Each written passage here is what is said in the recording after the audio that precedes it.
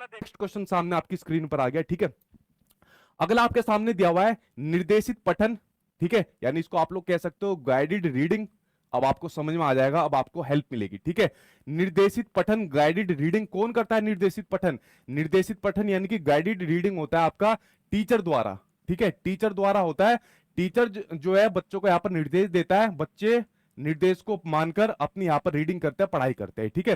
तो ये आपकी प्राइमरी के अंदर भी यूज होता है, अपर प्राइमरी के अंदर भी इसका यहाँ पर यूज होता है, ज्यादातर अपर प्राइमरी के अंदर इसका देखने को मिलता है।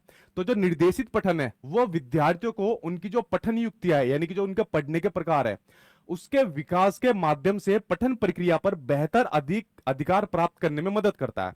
अब देखिए, पठन के जो आपके उपकौशल है, 4 प्रकार के उपकौशल है, ठीक है, जो आप लोगों को मैंने ऑलरेडी बताए हुए क्लास फर्स्ट के अंदर, ठीक है। तो 4 उपकौशल है, जरा कमेंट बॉक्स के अंदर बताइए कौन कौन से जो आपके उपकौशल होते हैं पठन के, ठीक है, ताकि पता लगे आप लोग मेरी सारी क्लास अटेंड कर रहे हो या नहीं करो, क्योंकि वहां से डेफिनेटली वो क्वेश्चन आता, बट मैं उसको मैराथन में अब कराऊंगा, क्योंकि क्लास के अंदर करा दिया था। बट इसने क्वेश्चन पूछा जो पढ़ने की युक्तियां उनके विकास के माध्यम से पठन क्रिया पर बेहतर अधिकार प्राप्त करने में कौन मदद करता है निर्देशित पाठन में? पहला, डिकोड करने। अब देखिए, डिकोड सिंपल है, आपके एग्जाम में पूछा हुआ है। डिकोड का क्या मतलब होता है? डिकोड का मतलब होता है जब बच्चा किसी भाषा को या किसी अर्थ को यहां पर समझ रहा होता है। जैसा आपने देखा होगा, बहुत सारे वर्ड ऐसे आपके सामने आ जाते हैं जो आपकी हिंदी पेडागोजी के अंदर देखने को मिलते हैं, लैंग्वेज पेडागोजी के अंदर देखने को मिलते हैं। अगर सिर्फ आपको उसका मतलब एक बार पता चल गया ना, तो आप पूरे क्वेश्चन को अटेम्प्ट कर जाते हो। तो उसी प्रकार से जब छोटा बच्चा होता है, उसके सामने कुछ शब्द ऐसे आते हैं जिसके बारे में उसको नहीं पता होता, तो टीचर वहां पर उसको गाइडेड रीडिंग देता है, उसको हेल्प यहां पर करता है, ठीक है, ताकि बच्चा डिकोड कर पाए ऐसे शब्दों को। जैसा मान लीजिए हिंदी पेडागोजी में भी आपने देखा है ना, बहुत सारे शब्द आते हैं जिनको आप नहीं समझ पाते, यार इसका मतलब क्या है, गूगल की हेल्प लेते हो फिर, या उसका ट्रांसलेशन करते हो इंग्लिश के अंदर। उसी प्रकार से आप यहाँ पर बच्चा भी चीजों को क्या कर रहा होता है, डिकोड करना।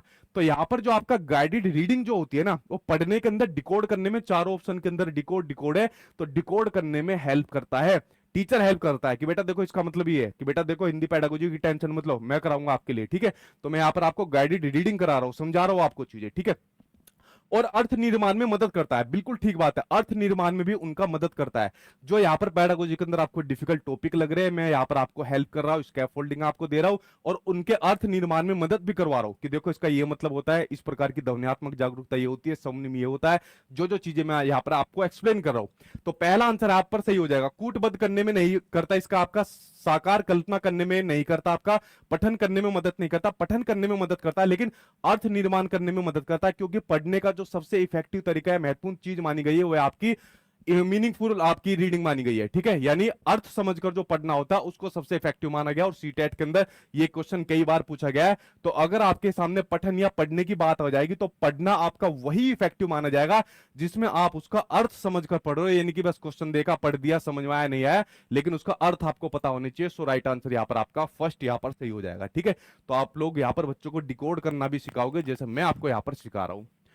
नेक्स्ट क्वेश्चन आपके सामने आ गया, ये रहा नेक्स्ट क्वेश्चन। अगला क्वेश्चन आपके सामने है कि भाषा के अंतःक्रियात्मक मॉडल, कौन सा अंतःक्रियात्मक मॉडल के बारे में विषम कथन यानी कि अपोजिट स्टेटमेंट कौन सा है, उसका यहां पर चयन करना है। तो भाई अभी चयन कर लेते हैं कौन सा है, ठीक है। सुपर चैट भेजिए इन्होंने, भाई क्या भेजिए अमित कुमार ने, सर सीटेट के फॉर्म में कॉलेज और पिन कोड गलत हो गया। कोई बात नहीं अमित कुमार, वो बाद में ठीक हो जाएगा, उससे बड़ी दिक्कत नहीं है, आराम से पेपर देने दीजिए, ठीक है। भाषा के अंतःक्रियात्मक मॉडल के बारे में गलत स्टेटमेंट का चयन करिए। देखिए, भाषा का अंतःक्रियात्मक मॉडल कौन सा होता है? जहां पर जो बच्चे होते हैं वो आपस में इंटरेक्ट करके सीखते हैं। किससे इंटरेक्ट करते हैं? अपने दोस्त यार से करते हैं, जो उनके सहपाठी होते हैं, पीयर ग्रुप होते हैं, और अपने टीचर के साथ इंटरेक्ट करते हैं। जैसे अभी हम लोग इंटरेक्ट कर रहे हैं, एक बच्चे ने पूछा अमित ने कि सर ऐसे ऐसे दिक्कत हुई है, मैंने कहा कोई बात नहीं, ठीक है, आराम से आप लोग इसको बाद में ठीक करा दोगे। अगर तब भी नहीं हुआ तो आप लोग सीबीएसई से जाकर ठीक करा सकते हो, जो आपके पटपड़गंज के अंदर यूनिट है। तो हम लोग यहाँ पर इंटरेक्ट कर रहे हैं, मैं मौखिक रूप से कर रहा हूँ, आप लोग लिखित रूप से कर रहे हो, कमेंट बॉक्स में बताकर, ठीक है। तो भाषा का अंतःक्रियात्मक मॉडल है, क्या ये अच्छा मॉडल है या नहीं है? कमेंट बॉक्स में बताओ। इस प्रकार से अगर हम लोग इंटरेक्ट करते हैं एक दूसरे से, तो हमारी भाषा का विकास होता है नहीं होता? डेफिनेटली भाषा का विकास हमारा यहाँ पर होता है। तो इसके बारे में हमें अपोजिट स्टेटमेंट के बारे में बताना है। पारस्परिक संबंधों के प्रति समझ बनाने के रूप में भाषा, बिल्कुल ठीक बात है। जब आपस में हम लोग इंटरेक्ट करेंगे, तो जो हमारे आपस में पारस्परिक संबंध है, जैसे मैं टीचर आप मेरे स्टूडेंट, तो हमारी आपस में समझ बनाने के रूप में भाषा का यहाँ पर इस्तेमाल हो रहा है, बिल्कुल ठीक बात है, ठीक है। तो यही तो आप लोग जब इंटरेक्ट करते हो आपस में, या मुझसे इंटरेक्ट करो तो भाषा के माध्यम से इंटरेक्ट करते हो, तो पारस्परिक समझ यहाँ पर बनती है हम लोगों के बीच में। दूसरा, व्यक्तियों के बीच पारस्परिक सामाजिक लेन देन, जो समाज के अंदर जो लेन देन है उसको साधन के रूप में भाषा होती है।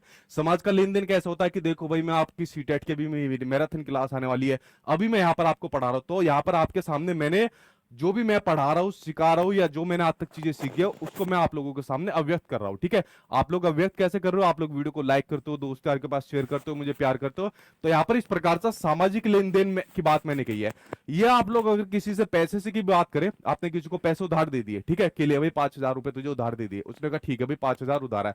अगर आपने सही भाषा का यूज नहीं करा, आपने 5 को कुछ गलत बोल दिया सामने वाले के सामने, या बोल दिया कि ले भाई ऐसे ही ले ले, 5,000 रुपए में तुझे उधार नहीं दे रहा, तुझे ऐसे दे रहा हूं, तो क्या वो आपको दोबारा 5,000 देगा? कहेगा नहीं।